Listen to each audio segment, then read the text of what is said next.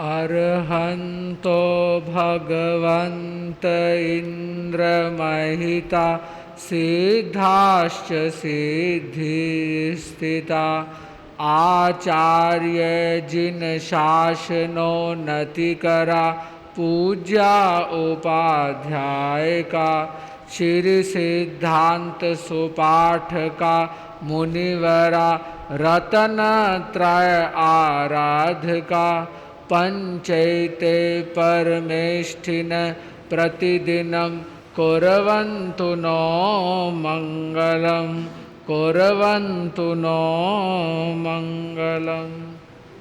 परम आराध्य परम वंदनीय पूज्य गुरुदेव राष्ट्र संत वरिष्ठ उपाध्याय वाचनाचार्य भगवान के पावन पुनीत चरणारविंदों में हृदय की असीम एवं अनंत आस्थाओं सहित कोटिशः वंदन करने के उपरांत उपस्थित धर्मानुरागियों, पूजनीय गुरुदेव श्री जी की असीम अनुकंपा से उन्हीं द्वारा दिए गए ज्ञान, चिंतन बिंदुओं एवं मार्गदर्शन के आधार पर आपको स्मरण होगा कि कल हम आत्मदमन एक अद्भुत शक्ति इस बारे में कुछ परिचर्चा करने का प्रयत्न कर रहे थे।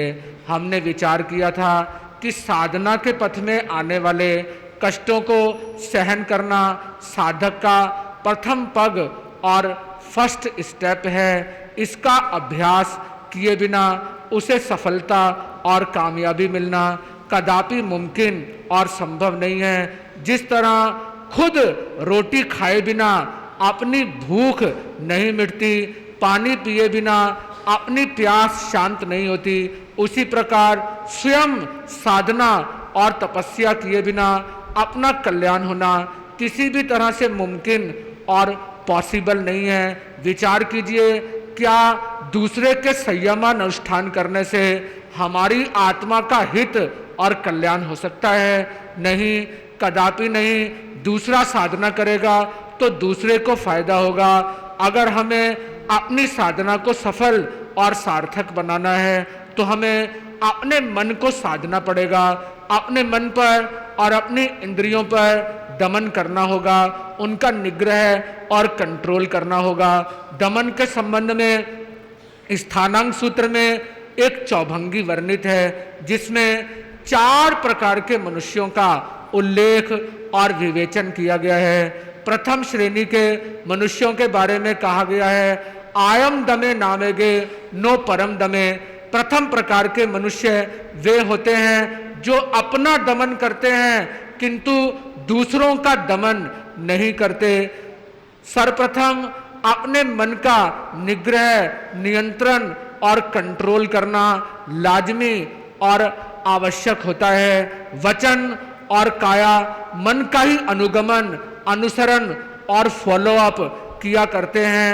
मन ही उन्हें प्रेरणा देता है, मन ही उन्हें चलाता है, आगे बढ़ाता है। जब मन में कलुषित भावनाएं भरी हुई हों, किसी का अशुभ, अनिष्ट, अहित और बुरा करने के संकल्प उत्पन्न हो रहे हों, तो उस स्थिति में इस प्रकार के चिंतन पर उसी समय रोक लगा देने की जरूरत और आवश्यकता होती है। यानी इस तरह की सोच को उसी समय अपने मन से उखाड़ फेंकना व्यक्ति के लिए जरूरी और लाजमी होता है। दूसरों की समृद्धि को देखकर अपने अंतःकरण में ईर्ष्या और जलसी की भावना को उत्पन्न होने देना, छोटी सी लड़ाई और ट्रिवियल से मैटर को लेकर हुई क्वारल और झगड़े की वजह से दूसरे से वैर विरोध की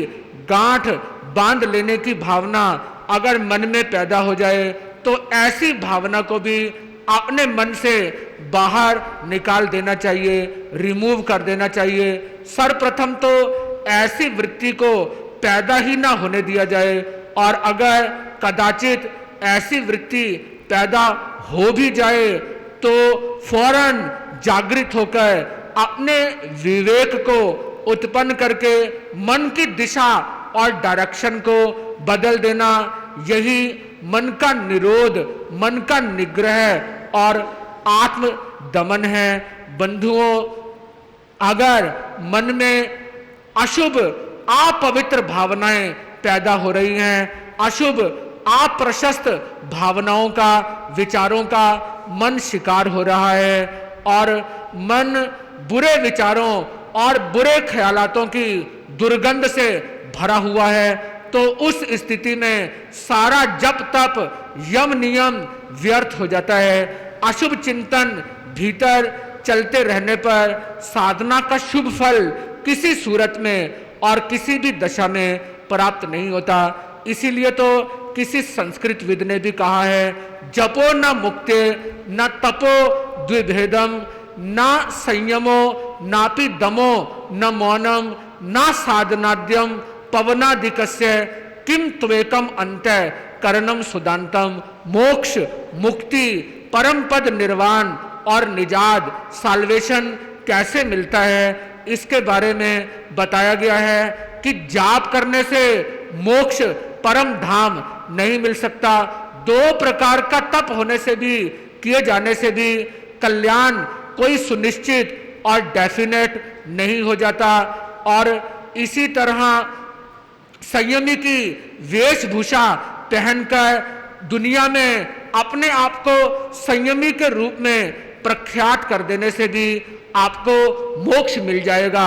इसमें कोई भी सुनिश्चितता और डेफिनेटनेस किसी स्थिति में नहीं है और न ही दमन की लंबी चौड़ी बातें बनाने से, हालांकि भीतर आपके दमन का गुण नहीं है, किंतु आप बातें बनाकर अपने पाखंडपूर्ण आचरण के द्वारा स्वयं को दमेंद्रिय साबित करने का प्रयत्न करते हैं, तो भी आपको मोक्ष बिल्कुल भी नहीं मिल सकता है। और वाणी के द्वारा मौन धारण कर लेना मात्र ही मोक्ष दिलाने के लिए पर्याप्त और सफिशिएंट नहीं है। योगासन, प्राणायाम करने से भी मोक्ष को सुनिश्चित और डेफिनेट नहीं किया जा सकता। मोक्ष परम पद मिलता है तो सिर्फ एक ही तरीके से, एक साधन और माध्यम से, वह है अपने मन का निग्रह, मन का नियंत्रण, मन को वश में, काबू में करना, और इस तरह अपना कल्याण सुनिश्चित किया जा सकता है। हाँ, तो मैं आपको ये बात बताने की चेष्टा और प्रयत्न कर रहा था कि चौभंगी के अनुसार प्रथम श्रेणी, फर्स्ट कैटेगरी के इंसान और मनुष्य वे होते हैं जो सर्वप्रथम अपने मन का निरोध करते हैं, मन को अपने काबू में, कंट्रोल में और नियंत्रण में कर लेते हैं। दूसरों के मन पर अधिकार जमाने में वे अपनी साधना का साफल्य और सफलता नहीं देखते। वे जनरल बिहेवियर, जनरल डिपोर्टमेंट और साधारण व्यवहार में भी पर दमन करने का प्रयत्न नहीं करते। सज्जन मालिक अपने नौकर चाकरों और मुनीम गुमाश्तों पर अनावश्यक प्रतिबंध लगाने की चेष्टा और प्रयास किसी सूरत और किसी दशा में नहीं करते, और न ही उन्हें व्यर्थ के वाग बाणों से बींधने की चेष्टा और प्रयत्न किया करते हैं। साधक को अपने वचन योग पर भी अंकुश लगाना पड़ता है, नियंत्रण रखना पड़ता है। अधिक वार्तालाप और बातचीत करना साधना में अवरोध और रुकावट पैदा करने के लिए जिम्मेदार और रिस्पॉन्सिबल साबित हो जाया करता है। अपनी बात कहते चले जाना, अपनी ही हाँकते जाना और दूसरों को रोकने की चेष्टा और प्रयत्न करना, यह अनुचित है। उचित और जुडिशियस, बुद्धिमत्तापूर्ण तो यह है कि अपने जबान को ही लगाम लगाकर रखी जाए, ताकि दूसरों पर रिस्ट्रिक्शन और बैन लगाने की कोई जरूरत ना पड़े। अत्यधिक बातचीत करना और वाचालता मन को गंभीर चिंतन नहीं करने देती। जब उसमें कटुता, बिटरनेस और कड़वाहट आ जाती है तो दूसरों को दुख और तकलीफ पहुंचती है। महर्षि वेद व्यास जी कहते हैं कि वाणी से ही बाणों की वृष्टि होती है, और जिस पर इसकी बौछारें पड़ती हैं, वह हमेशा दिन रात दुखी, अशांत, आकुल व्याकुल और हैरान परेशान रहा करता है। बंधुओं, इसीलिए तो कहा जाता है कि प्रत्येक मनुष्य को अपने वचनों के द्वारा भी परदमन करने का प्रयास बिल्कुल भी नहीं करना चाहिए, क्योंकि जैसी वाणी होती है शरीर के द्वारा, वैसी ही चेष्टाएं और व्यवहार होना भी लाजमी, स्वाभाविक, नेचुरल और अनिवार्य बन जाता है। सुप्रसिद्ध दार्शनिक ला रोशो का कहना है, there is no less eloquence in the tone of the voice, in the eyes, in the demeanour that in the choice of the words. वक्तृता केवल शब्दों के चुनाव और सिलेक्शन में नहीं, बल्कि शब्दों के उच्चारण में, आंखों में और आपके व्यवहार में भी होती है। इसीलिए तो ज्ञानी जन कहते हैं कि जैसी वाणी बोली जाती है, शरीर भी वैसी ही चेष्टाएं व्यवहार करने के लिए उद्यत और तत्पर हो जाता है। क्रोध के आवेश में मनुष्य मारपीट भी करने के लिए उद्यत और तत्पर हो जाता है। दुर्वचनों की बौछार के साथ साथ हाथों और लातों से भी प्रहार होना शुरू हो जाता है। इसलिए पर दमन ना करने वाला व्यक्ति अपने मन, अपनी वाणी और अपने शरीर पर निग्रह और निरोध करता है। इन्हें अपने काबू में और कंट्रोल में रखने के लिए उद्यत और तत्पर बना रहता है। हाँ, कभी कभी परहित की भावना से भी दमन करना पड़ता है। माता पिता अपनी संतान को स्वच्छंद हो जाने से रोकते हैं। इसी तरह गुरु अपने शिष्यों के द्वारा ज्ञानार्जन और विद्याभ्यास में प्रमाद, आलस और कोताही करने पर उनकी ताड़ना तर्जना करते हैं, उन्हें डांटते और डपटते हैं और अनेक प्रकार के तप कर्म रूप प्रायश्चित करने के लिए उन्हें विवश और मजबूर करते हैं।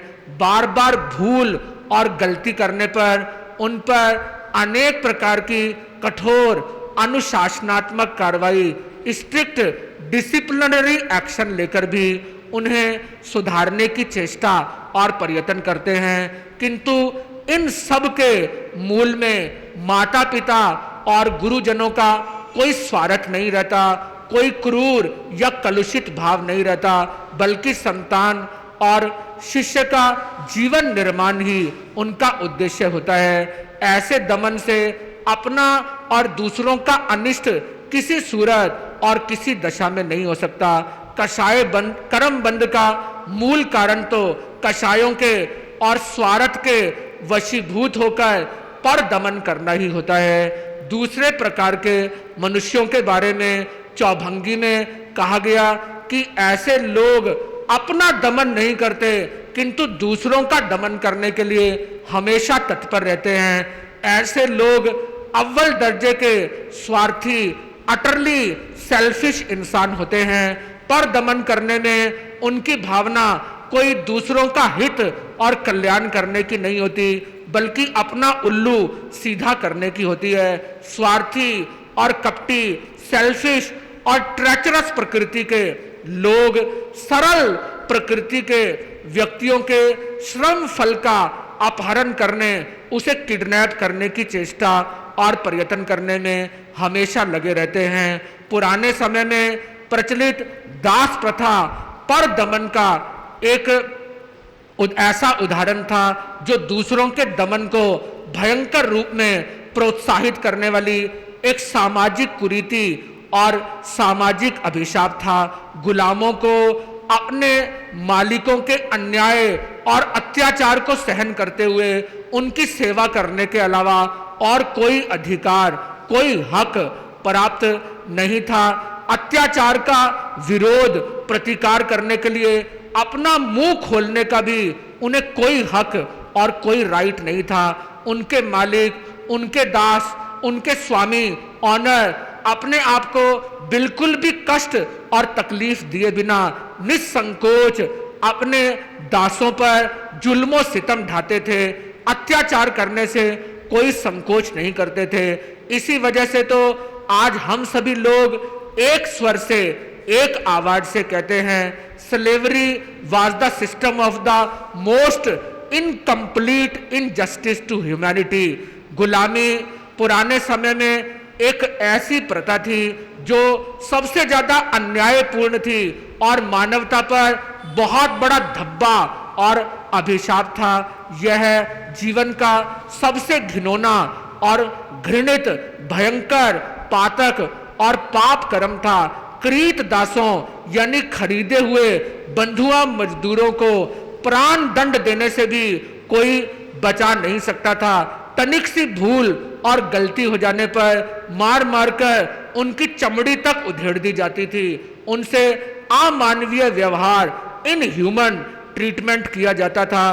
किंतु आज तो व्यवस्थाएं, सिस्टम्स बहुत बदल चुके हैं और आज के समय में मनुष्यों में स्व अभिमान, सेल्फ रेस्पेक्ट की भावना बहुत सही रूप में पैदा हो चुकी है। इसलिए नृशंसता पूर्वक पर दमन करना आज के युग में इतना अधिक पॉसिबल और संभव नहीं रहा।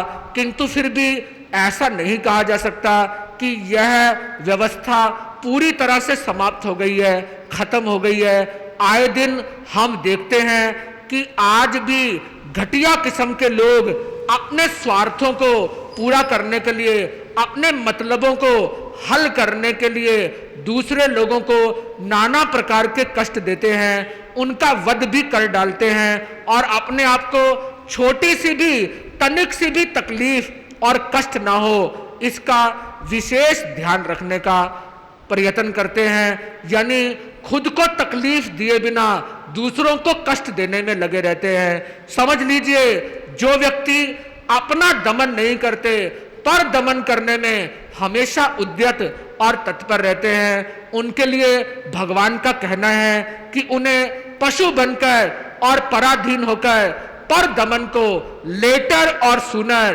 कालांतर में अवश्य ही भुगतना और भोगना पड़ेगा। ऐसे ही व्यक्ति आने वाले जन्मों में पशु बनकर अपने मालिकों की मार खाने के लिए मजबूर और विवश होते हैं। तीसरे प्रकार के मनुष्यों के लिए शास्त्रकार कहते हैं कि वे लोग अपना भी दमन करते हैं और दूसरों का भी दमन करते हैं। जैसा कि अभी अभी आपको बताया गया कि गुरु अपने शिष्य के हित चिंतना की दृष्टि से उन्हें अनुशासन और डिसिप्लिन में रखते हैं, उनका नियंत्रण, निग्रह और कंट्रोल करते हैं। अवसर पड़ने पर उन्हें ताड़ना तर्जना भी देते हैं, डांटते फटकारते भी हैं। किंतु ऐसा करते हुए वे अपना दमन करने का भी प्रयास और प्रयत्न करते हैं।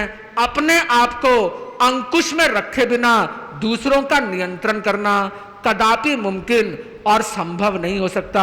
अगर अभिभावक, गार्डियन, माता पिता अपना जीवन तो स्वच्छंदता पूर्वक गुजारते रहें और संतान पर अंकुश रखना चाहें तो उन्हें सफलता मिलना कदापि मुमकिन और संभव नहीं है।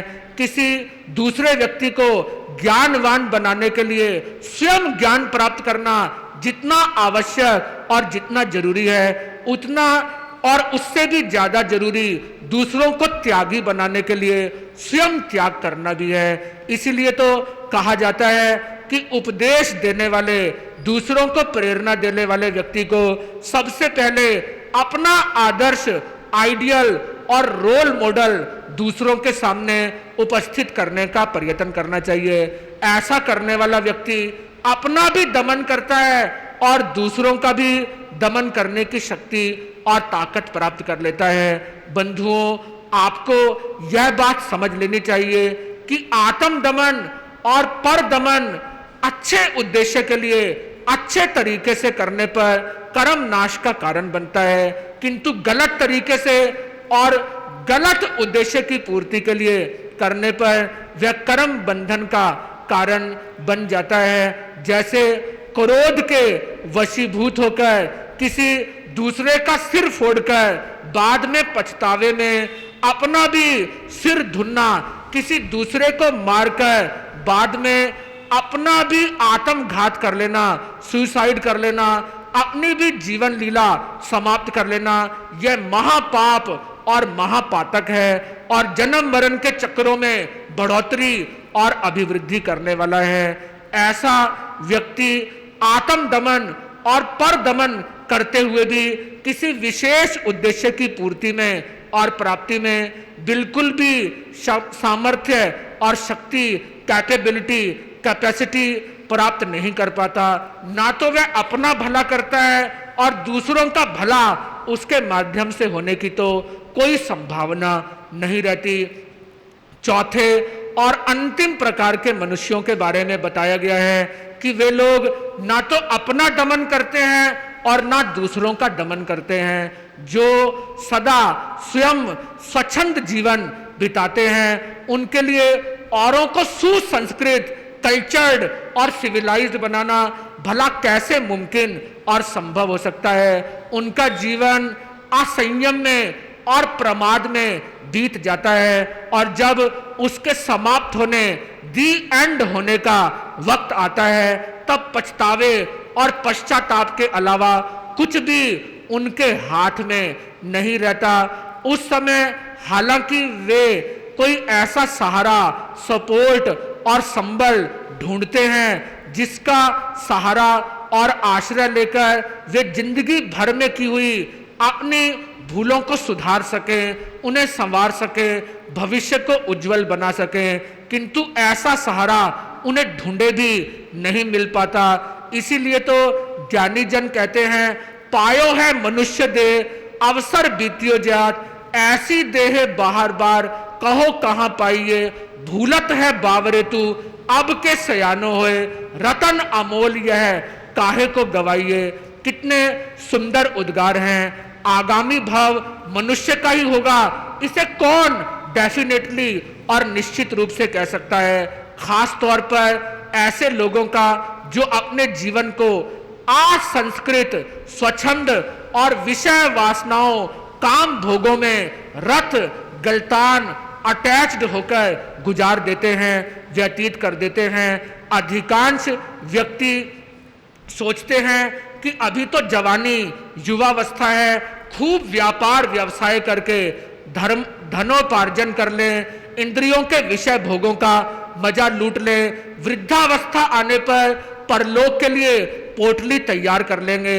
और अगर वृद्धावस्था में भी ज्यादा फुर्सत ना मिल पाई तो अंत समय को सुधार लेंगे, अच्छे समय में अपनी भावनाएं ठीक करके परलोक में आराम से अच्छी गति प्राप्त कर लेंगे।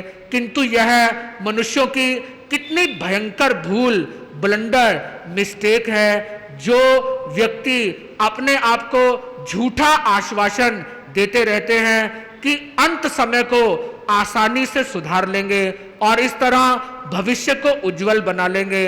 ऐसे व्यक्ति अपनी मिसगाइडिंग, मिसलीडिंग कंसेप्शन यानी भ्रम युक्त धारणा से प्रेरित होकर अपने आने वाले जीवन को तो, आने वाले वक्त को तो बिगाड़ते ही हैं और आगामी अनंत भवों पर भी पोचा फेरने का कार्य करते हैं। उनकी भ्रम में मिथ्या धारणाएं उन्हें महाभयानक धोखा देती हैं, डिसीव करती हैं। बंधुओं, सच्चाई, असलियत और वास्तविकता तो यह है कि जीवन के अंतिम क्षणों में वैसी ही भावनाएं उत्पन्न होती हैं जैसे कर्म व्यक्ति ने जिंदगी भर किए होते हैं और अंत समय में अपने जीवन भर में किए हुए कामों के मुताबिक ही भावनाएं ना चाहते हुए भी आकर व्यक्ति को ओवर पावर कर लेती हैं, उस पर अपना काबू और नियंत्रण कर लेती हैं। जिस व्यक्ति ने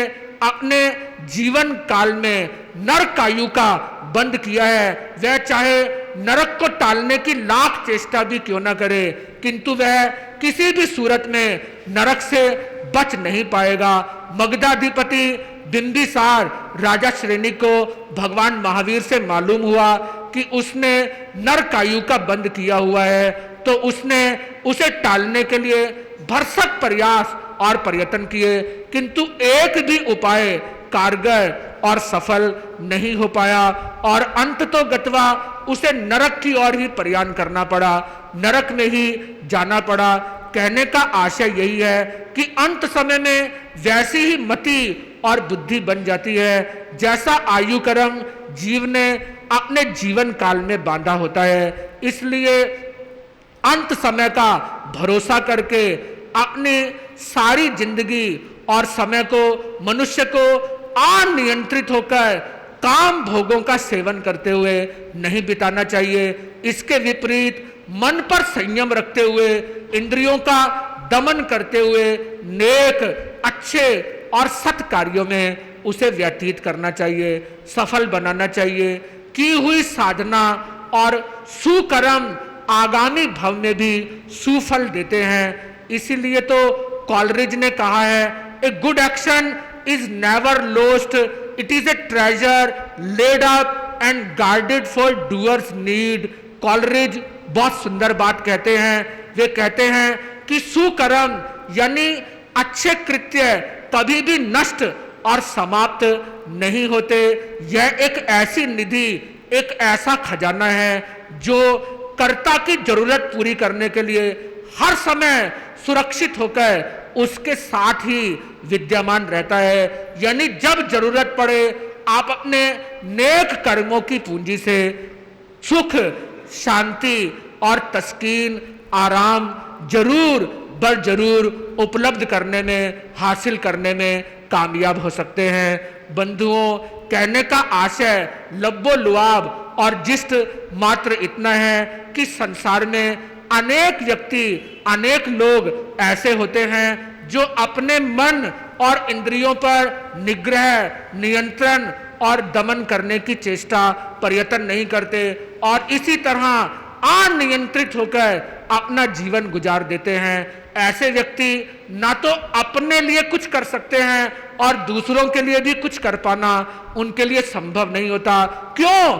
क्योंकि वे ना तो आत्म दमन करते हैं, जो आत्म दमन नहीं करता उसके लिए पर दमन करना भी मुमकिन और संभव नहीं हो पाता। यानी आप समझ लीजिए, अगर कोई व्यक्ति अपने मन को शुद्ध नहीं बनाता, अपने मन को वश में नहीं करता, तो औरों को अपने मन को वश में करने की प्रेरणा दे पाना उसके लिए संभव नहीं होता। और अगर वह प्रेरणा दे भी देता है तो उसकी बातों का उस पर कोई असर और कोई प्रभाव नहीं होता। राष्ट्रपिता महात्मा गांधी के पास एक महिला आई और अपने साथ लाए हुए अपने पुत्र की ओर इशारा करते हुए कहने लगी, महात्मन, मेरा पुत्र बहुत गुड़ खाता है जिसकी वजह से इसके दांत भी खराब हो रहे हैं। आप इसे प्रेरणा दीजिए कि यह गुड़ का इतना अधिक सेवन ना करे। गांधी जी ने कहा, बहन, अभी तो मैं इसे कुछ नहीं कहूंगा, एक सप्ताह के बाद तुम दोबारा इसे मेरे पास लेकर आना। एक सप्ताह के बाद वह महिला दोबारा अपने पुत्र को लेकर आई तो गांधी जी ने बालक को प्रेम पूर्वक समझाया, बेटा, गुड़ को अधिक मात्रा में खाने से दांत खराब हो सकते हैं। दांत खराब होने से अनेक प्रकार की उदर संबंधी और तत्पश्चात अनेक अन्य बीमारियां तुम्हारे शरीर को घेर सकती हैं, इसलिए अधिक गुड़ नहीं खाना चाहिए। सिर्फ इतनी सी बात सुनकर महिला आश्चर्यचकित होने गई, कहने लगी, महात्मन, ये बात तो आप एक सप्ताह पहले भी कह सकते थे। तो गांधी जी ने कहा, बहन, जब तुम एक सप्ताह पहले मेरे पास मिलने के लिए आई थी उस वक्त मैं भी नियमित रूप से गुड़ का सेवन करता था, इसलिए गुड़ का सेवन छोड़ने की बात छोटे से बालक को कहना मैंने उचित नहीं समझा। एक सप्ताह मैंने खुद गुड़ का सेवन करना छोड़ा और तत्पश्चात मैं आज अपने आप को इसे कुछ प्रेरणा देने और समझाने के योग्य समझ पा रहा हूं। तो बंधुओं, आपके उपदेश दूसरों पर तभी असर और प्रभाव डाल पाएंगे जब आप अपना भी दमन, निग्रह और नियंत्रण करेंगे। ऐसा ही व्यक्ति अपना भी कल्याण कर सकता है और दूसरों का भी कल्याण कर सकता है। अन्यथा अगर आपका आचरण थोथा और खोखला है तो आप विद्वत्ता और पांडित्य से भरी हुई कितनी भी लंबी चौड़ी बातें क्यों ना करें, किंतु उनका कोई भी असर, कोई भी प्रभाव दूसरों पर नहीं हो सकता। तभी तो कहा गया है, पर उपदेश कुशल बहु तेरे, जे आचर ही ते नर न घनेरे। तुलसीदास जी कहते हैं कि परोपदेश देना आसान होता है, किंतु आचरण की प्रेरणा अपने जीवन के द्वारा दी जानी चाहिए, तभी उसका मन माफिक लाभ और फायदा हो सकता है। कहा गया है, a teacher is like the candle which lights others in consuming itself. सच्चा उपदेशक मोमबत्ती के समान होता है, जो स्वयं जलकर भी दूसरों को रोशनी देती है। यानी आपके द्वारा दूसरों को दिए जाने वाले उपदेश तभी असर और दूसरे पर प्रभाव डाल पाएंगे जब आपका जीवन भी अपने उन विचारों और अपने उन उपदेशों के मुताबिक होगा। इस बारे में शेष बातें हम गुरु कृपा से आगामी प्रवचन में समझने का प्रयत्न करेंगे। बस आज इतना ही और अधिक नहीं। ओम शांति, ओम शांति, ओम शांति।